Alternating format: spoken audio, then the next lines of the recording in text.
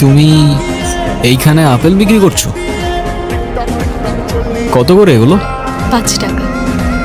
আমার কাছে তো ভাঙতি নাই। আমার কাছেও নাই। আচ্ছা তুমি এটা রাখো রাখো রাখো। আপনি এমনি নিয়ে যান। হঠাৎ করেই কেমন যেন সবকিছু থমকে গিয়েছিল। নিঃশ্বাস থেকে শুরু করে পৃথিবীর প্রত্যেকটা শব্দ আমি খুব স্পষ্টভাবে শুনতে পাচ্ছিলাম। প্রকৃতি যেন আমার কানে ফিস ফিস করে বলছিল, তাকে হাসলে লাগে মায়াবতী কিংবা অসহায়, হঠাৎ করে থমকে গিয়েও ইচ্ছের আদায় সায়। অচেনা এই পথের পথিক পথ হারিয়ে যায়, আর মায়ার জালেই মায়া কাটে চোখের ইশারায়।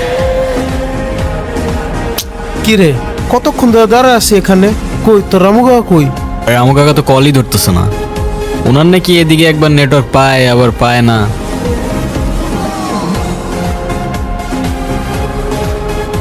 তুমি এইখানে যে? কেন আমি এখানে থাকতে পারি না? না সেটা না, আসলে রামু কাকা বলছিল যে এইখানে তেমন একটা কেউ আসে না, সেই জন্য। ও তোমার টাকাটা তো দেওয়া হয়নি, নাও। আপেলটা মিষ্টি ছিল, খাইছিলেন? হ্যাঁ ছিল তো। এখন কোথায় যাচ্ছ? ওই দিকে। কেন? আমি তোমার সাথে আসি যদি তোমার কোনো সমস্যা না থাকে। আসতে পারেন, আমার আবার কি সমস্যা?